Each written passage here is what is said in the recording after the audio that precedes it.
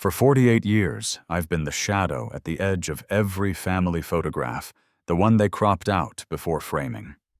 48 winters of polite smiles that froze faster than the snow outside our Vermont house. My brother Charles was always the headline Harvard graduate. CEO. Visionary. I was the footnote Daniel helps out at the warehouse when needed. And tonight, as the wind howls through the pines behind the Holloway estate, I can still hear my father's toast echoing through the dining hall. Here's to the son who carried our name with pride. He raised his glass toward Charles. Not toward me, never toward me. I manage the Holloway Freight Storage Facility, the oldest one, the one that smells of diesel and frostbitten rubber. My title says Operations Manager, but everyone knows it's a courtesy. My father, Gerald Holloway, built an empire of trucks that haul America's goods from Maine to Michigan, yet he never once believed I could haul my own life anywhere. My mother, Eleanor, perfect hair and pearls even at breakfast, treats sympathy, like a stain that won't come out of fine linen. They like their world neat, polished, and above all, photogenic. Charles fits that world effortlessly. He's the kind of man whose laughter fills a room like an expensive scent. When he walks into the annual Christmas gala, heads turn. When I walk in, they look for the exit. He calls me Danny, the dependable one, but what he really means is the disposable one. A few years ago, when an electrical fire broke out in the northern warehouse, I was the one who ran inside. I shut down the breakers, hauled out the night crew, and kept the blaze from reaching the fuel tanks. By morning, the local paper called it a close call, and my father called it an unnecessary risk. Charles sent a bouquet with a card that read, "Next time, let the insurance handle it." That was the thank you I got for saving his company. Every Christmas, since the same ritual plays out. My parents brag about Charles's new contracts, his new house in Beacon Hill, his new wife who teaches at Yale. My chair at the table faces the window so I can watch the snow fall and pretend I'm interested in the weather instead of the conversation I'll never be part of. Mrs. Green. My neighbor likes to say I remind her of her late husband, quiet, stubborn, always fixing things no one notices are broken. Sometimes she leaves homemade pie on my porch with a note, "You matter more than you think." I keep every note, though I've stopped believing them. The truth is, I used to think loyalty would earn me love, that humility would make room for respect. But in the Holloway family, silence doesn't buy peace. It just writes your name out of the story. And yet, as another Christmas approaches, I feel something shift under the surface the way lake ice cracks before spring. Maybe it's exhaustion. Maybe it's that thin, reckless hope that the next time my father lifts his glass, he might finally look my way. But deep down, I know better. In this family, I'm not a son. I'm a reminder of something they'd rather forget. The invitation came in an envelope thick enough to feel important. Embossed in gold, the words, "Holloway Freight Legacy Banquet" shimmered beneath the porch light, as if they knew I didn't belong there. Still, I ironed my one good shirt, brushed the salt stains off my shoes, and drove 3 hours through the snow to Boston Harbor. Because that's what you do when you're the forgotten son. You show up just in case someone finally remembers you exist. The ballroom looked like it had been built for royalty, not for truckers who hauled steel and lumber. Chandeliers hung like frozen fireworks, the band played Sinatra, and my father's business partners mingled in tuxedos that probably cost more than my annual salary. My mother wore emeralds big enough to blind someone across the room, her arm hooked around Charles like he was the prize she'd won after years of endurance. I stood by the doorway long enough for her to glance over, offer a polite, brittle smile, and then turn away before anyone noticed she'd acknowledged me. My seat was near the service entrance table 12, between a retired company driver and a catering supervisor who kept checking her watch. From there, I had a perfect view of everything I'd never been part of. The speeches began after dessert. My father tapped his glass with a fork, the sound slicing through the music like a bell calling everyone to worship. Tonight, he announced, we celebrate the future of Holloway Freight, the man who will carry our name into the next generation. He paused, savoring the room's anticipation. I already knew the name that was coming. Charles Holloway, he said. The crowd erupted. Cameras flashed. My mother's smile stretched so wide it almost reached her eyes. I clapped, because that's what you do when the verdict has already been decided. My hands stung with the sound of my own compliance. $85 million in assets, warehouses, contracts, and legacy, all handed to the son who had never once gotten his boots dirty on the loading dock. And yet amid the applause, I felt something else, someone's gaze. Across the room, a woman I didn't recognize was watching me. Mid-50s olive skin hair, silver at the temples, the kind of poise that didn't come from wealth, but from surviving it. She wasn't clapping, just studying me with an intensity that made me shift in my chair. When the band struck up again and the crowd moved toward the champagne tower, she approached. Mr. Holloway, she said, her accent carrying a warmth that felt out of place in that cold, perfect room. You deserve to know the truth about your life. Before I could respond, she pressed a heavy envelope into my hand, sealed with dark red wax the color of old secrets. I turned it over, uncertain, my name written across in handwriting I didn't recognize. The woman smiled sadly, almost knowingly. Open it when you're alone, she whispered. It's time you understood what they've kept from you.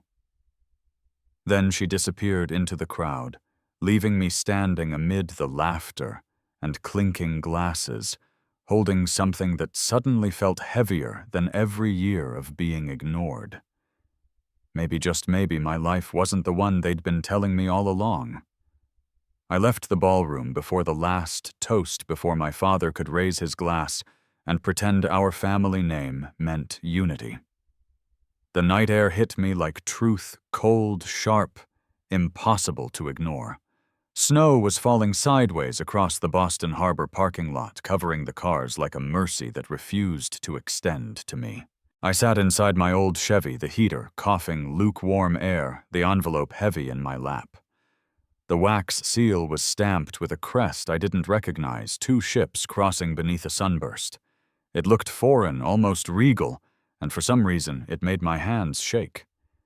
For a long minute, I just stared at it, half afraid that opening it would make everything I'd endured real, half afraid it would prove it never mattered at all.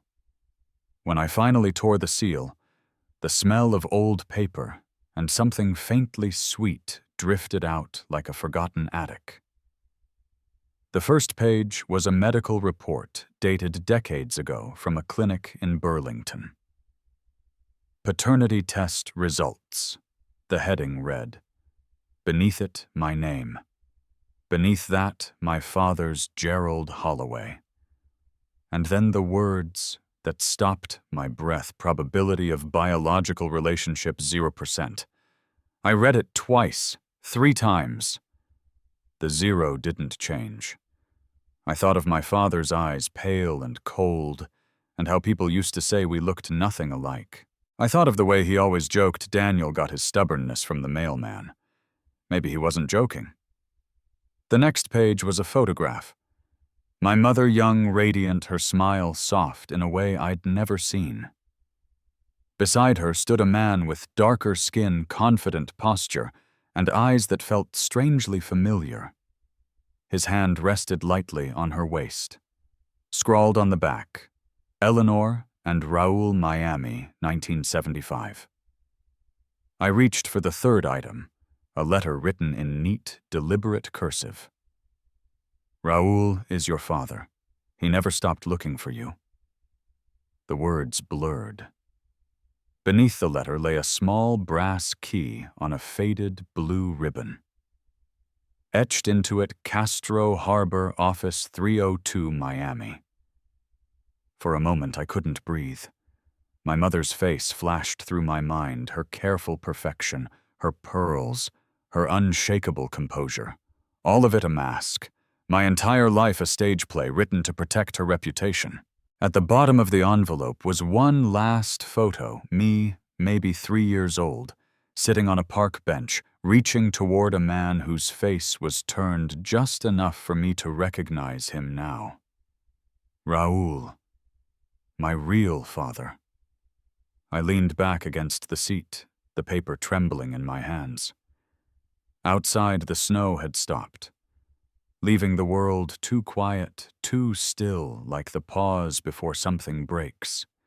For 48 years, I thought I was invisible because I'd failed to earn their love.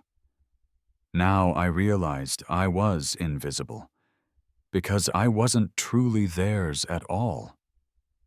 And for the first time in my life, that thought didn't just hurt, it set something alive inside me. The night I opened that envelope, sleep never came. I sat by the window of my small apartment, the papers spread across the kitchen table, like ghosts demanding to be heard. The snow outside thickened, muting the world into silence, the kind that presses against your chest until you have to break it. So I picked up the phone. It rang 3 times before she answered. "Mother," I said. My voice sounded foreign, steady, almost calm. "Daniel, do you know what time it is?"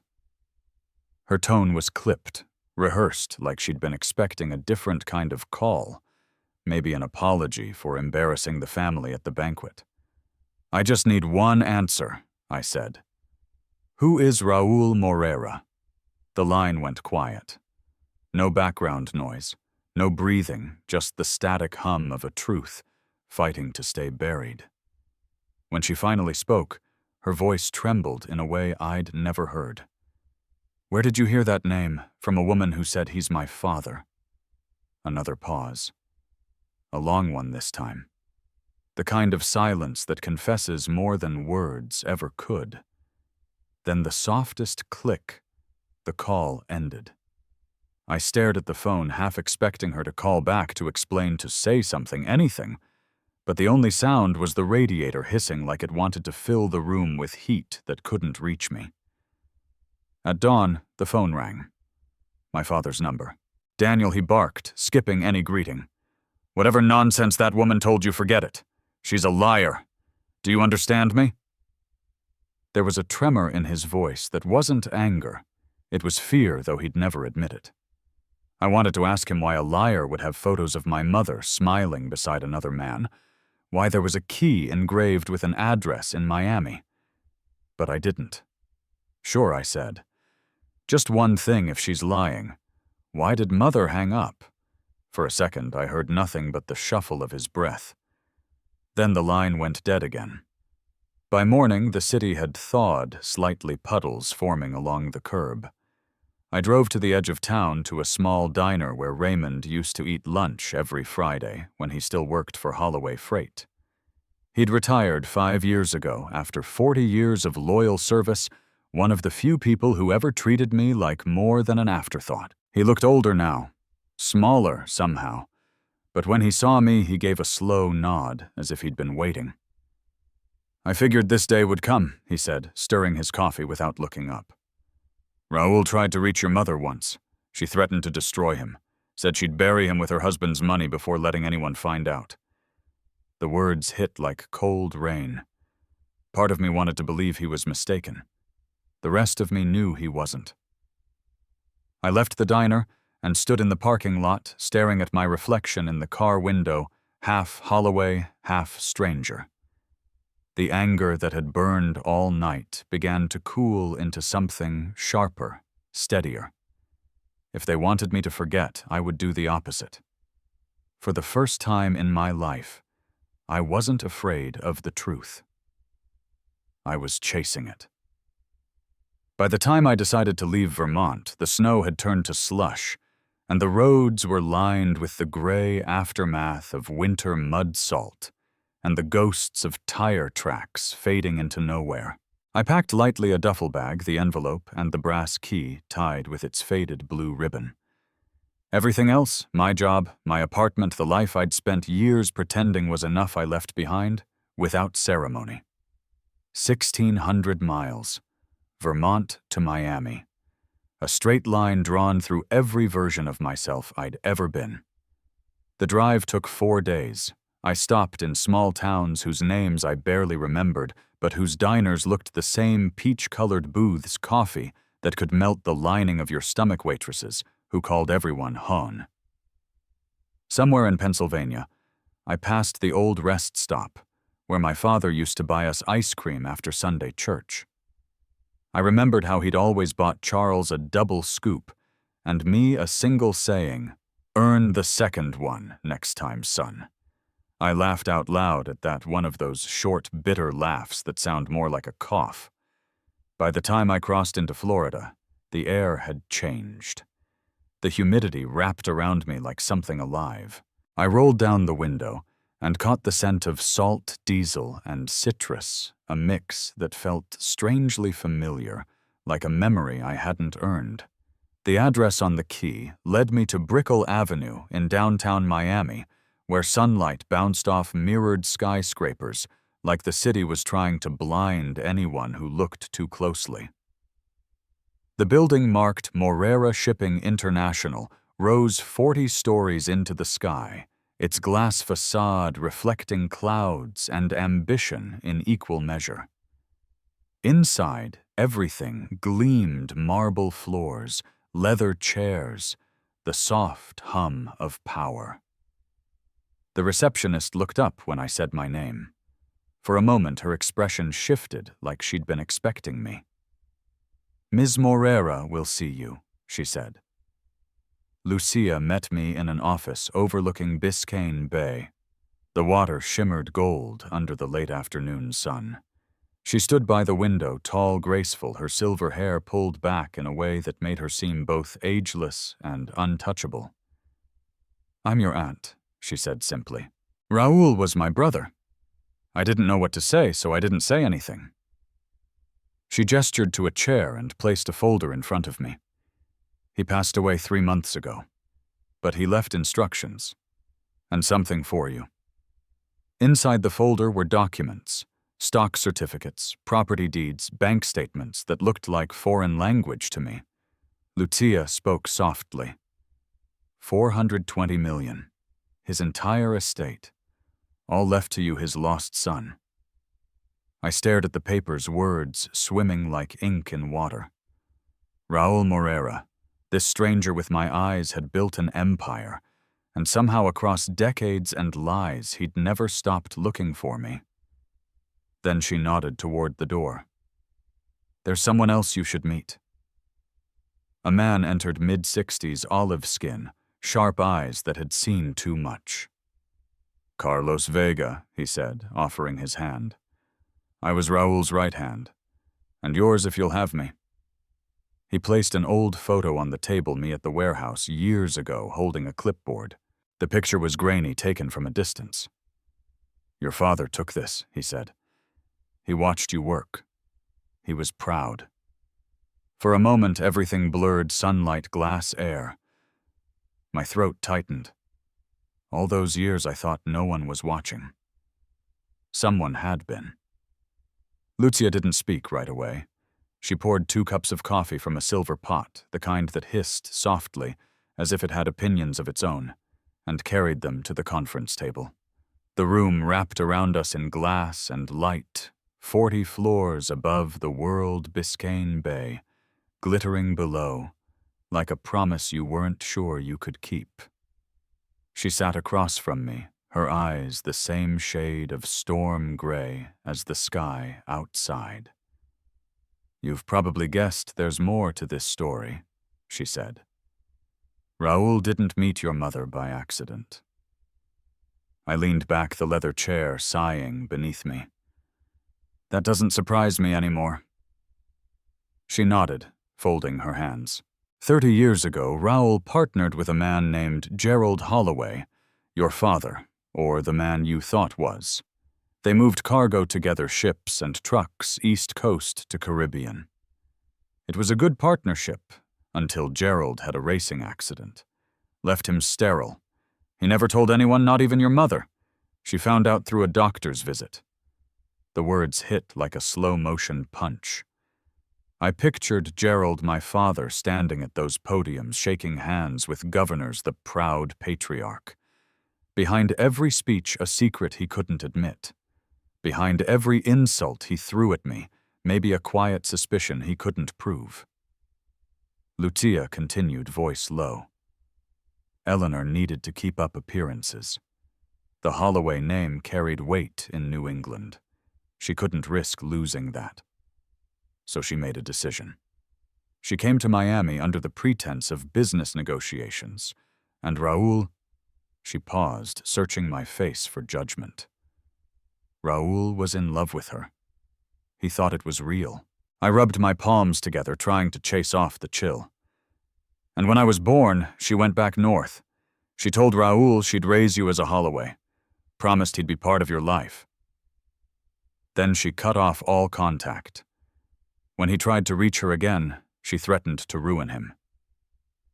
The room felt smaller, then the air heavier. So, all these years, Lucia's gaze softened. He built this company partly for you. Every ship, every route, he named one. The Eleanor you know. He said even the worst mistakes can give birth to something good. Carlos, who had been standing quietly by the window, turned toward us. There's something else you should know, he said. Your brother Charles, he's not Gerald's son either.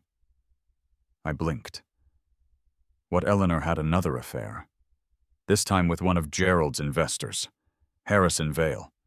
That's why she fought so hard to keep Raoul's secret, because if one truth came out, they'd all fall. Lucia slid a folder toward me. Holloway Freight still depends on Morera shipping for 70% of its routes. You could terminate those contracts with one signature. Their empire would collapse in months. The folder sat between us like a loaded gun. Carlos watched me carefully. Revenge is easy, he said quietly. Justice is harder. Your father built this so you could choose the difference.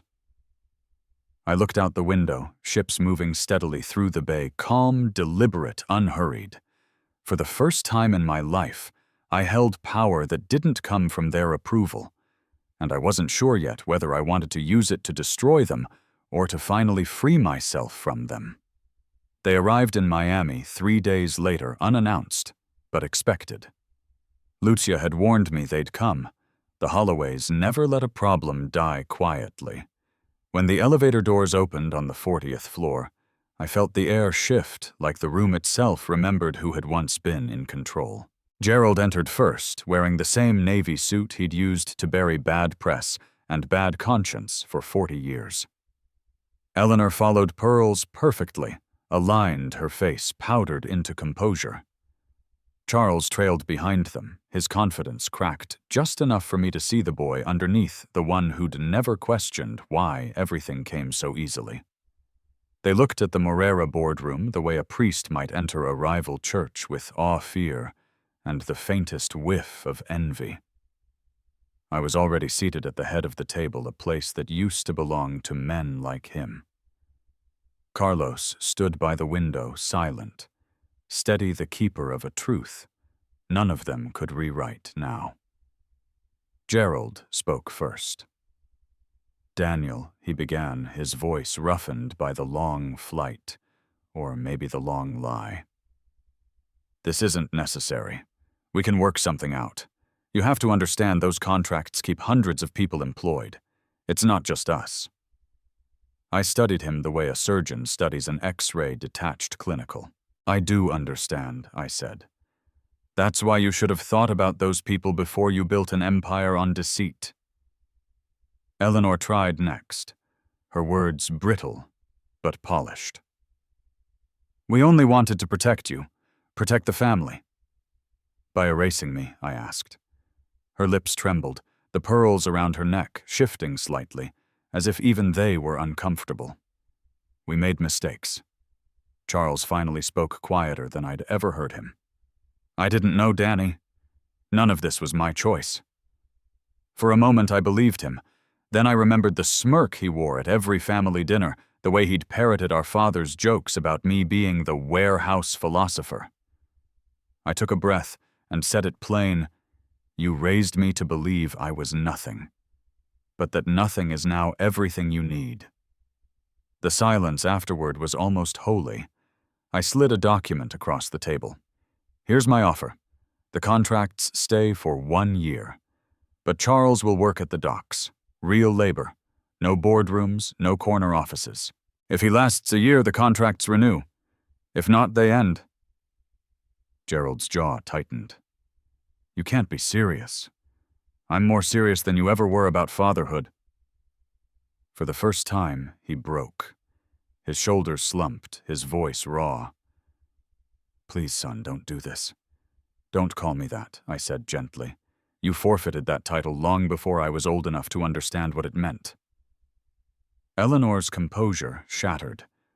She covered her face with trembling hands and began to sob, the first honest sound I'd ever heard from her.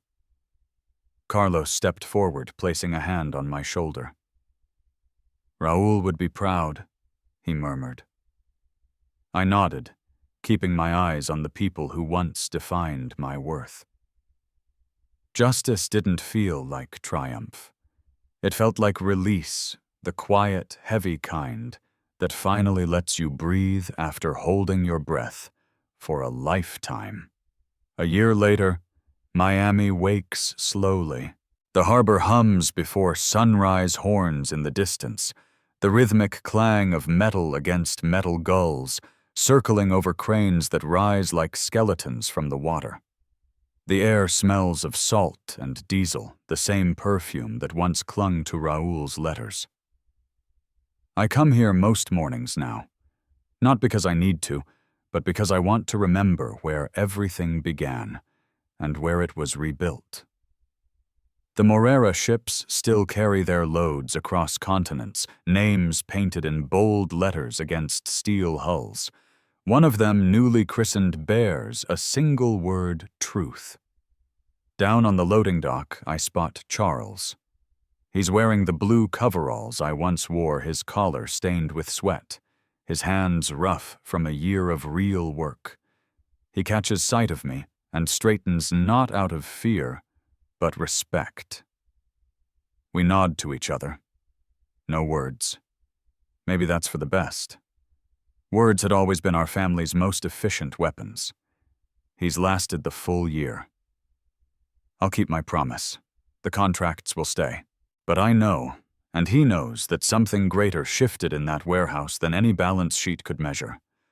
For the first time, Charles understands the weight of what men like me carried long before he ever lifted a crate.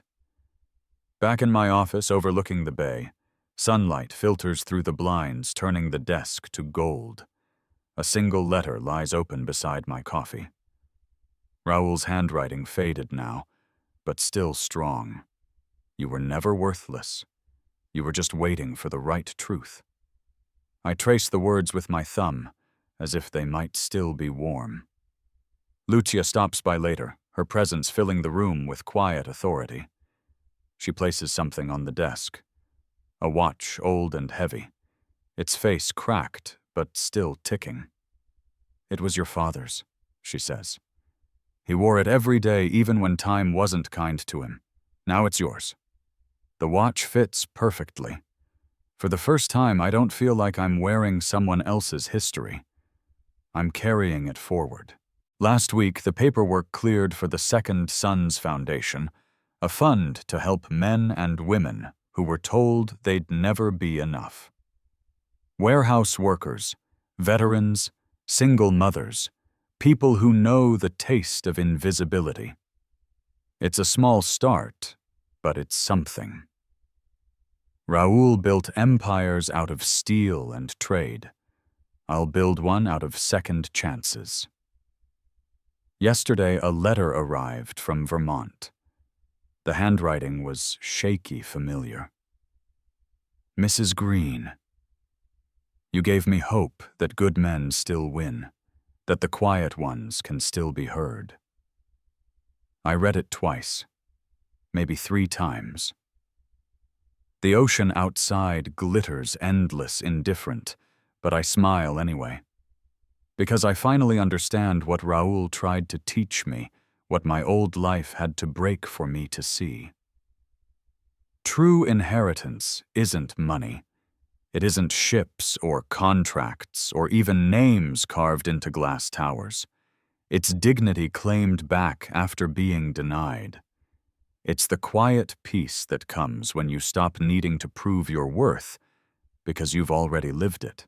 What part of the world are you watching from tonight? Share your thoughts and feelings about this story in the comments. I read every single one. Your stories and reflections keep this community alive. If this journey moved, you don't forget to subscribe to Domestic Tragedy for more true-to-heart stories about family loss and redemption. Let's keep the conversation going together.